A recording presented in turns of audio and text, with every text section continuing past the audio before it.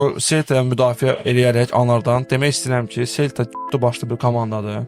Çox futbolu bəlli olan bir komandadır və plus 6-cı, 7-ci yer tutub keçən il Avropa Liqasında oynayır adamlar. Yes. Və mən bu cəhətdən İspan klublarını bəyənirəm. Mən də. Ki, balaca büdcə ilə, yəni Celta-nı, Real'la heç-heç oynayan bütün klubları yıxsan, Celta'dır, Rayo Vallecano'dur, Girona'dır, Elche'dir. Onlar büdcəsi Galatasaray'ın yarı büdcəsi. Ay, sağ ol. Amma göstərdikləri futbola bax da, yəni gələn il əminəm ki, bu klubların ən azı yarısı yəni Avropada yenə oynayacaq. Məncə olan mentaliteti var, qarşıda. Mentaliteti ki, onlar məcburdular. Özünə bir dənə şərait yaradıb, akademiyadan oyuncu çıxardıb ya da ki, ucuz oyuncu. Yəni stavkanı pula vermirlər də, sırf olaraq finansı fikirləşmir. Bəli, Barcelona kimi. Babat da finansı fikirləşirik. Bugün Unitazlar satır da yavaş. Joffrey-lə oynayırıq qız aşağıda, qardaşım. Joffrey-lə çempion olsaq sənin gününü qara eləyəcəm də mən.